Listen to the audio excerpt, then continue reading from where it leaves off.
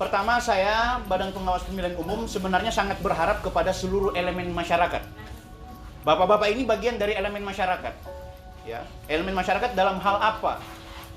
Pilkada ini, tahukah Bapak Ibu, Bapak-bapak sekalian, ada ratusan juta, miliar, bahkan triliun uang keluar hanya untuk dikeluarkan dalam rangka mencari siapa pemimpin kita ke depan.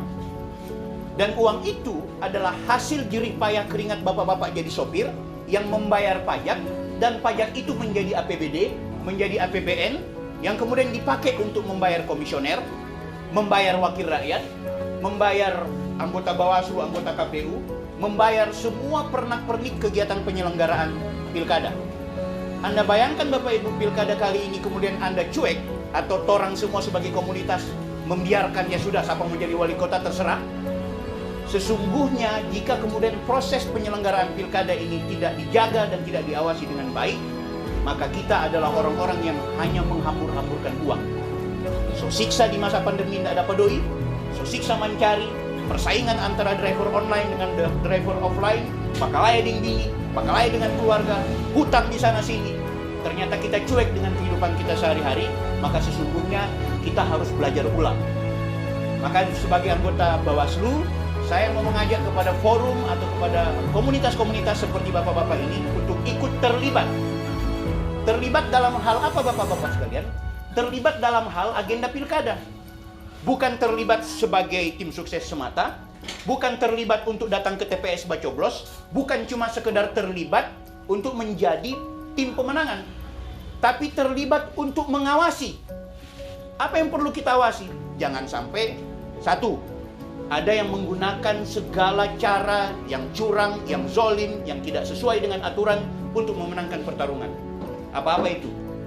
Ada bapak punya keluarga yang PNS, di mana PNS tidak boleh berpolitik praktis, dia harus netral. Ternyata PNS itu yang kemudian memanfaatkan posisinya sebagai PNS untuk berkampanye. Satu.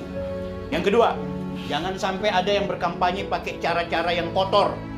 Misalnya politik uang, ya kan? Walaupun sekarang masyarakat berpikir ada doi, ada suara. Karena kalau mau niso untung, mau niso lupa.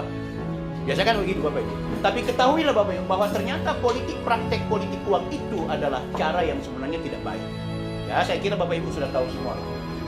Yang ketiga tentunya yang berkaitan dengan jangan-jangan ada pasangan calon yang memanfaatkan kekuasaan, yang memanfaatkan posisi dia sebagai penguasa, yang kemudian menggunakan segala cara untuk memenangkan pertarungan. Jangan sampai ada isu-isu sara, jangan sampai ada isu-isu suku, ada isu-isu agama, ada isu-isu yang kemudian menyulut terjadinya pertikaian. Nah sehingga itu Bapak Ibu jangan pandang enteng organisasi atau komunitas ini. Anda punya peranan penting untuk berpikir.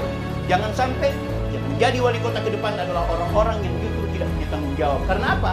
Karena mereka terlahir atau tercipta dari proses demokrasi yang kotor, dari proses politik yang tidak baik, dari proses yang kemudian sesungguhnya itu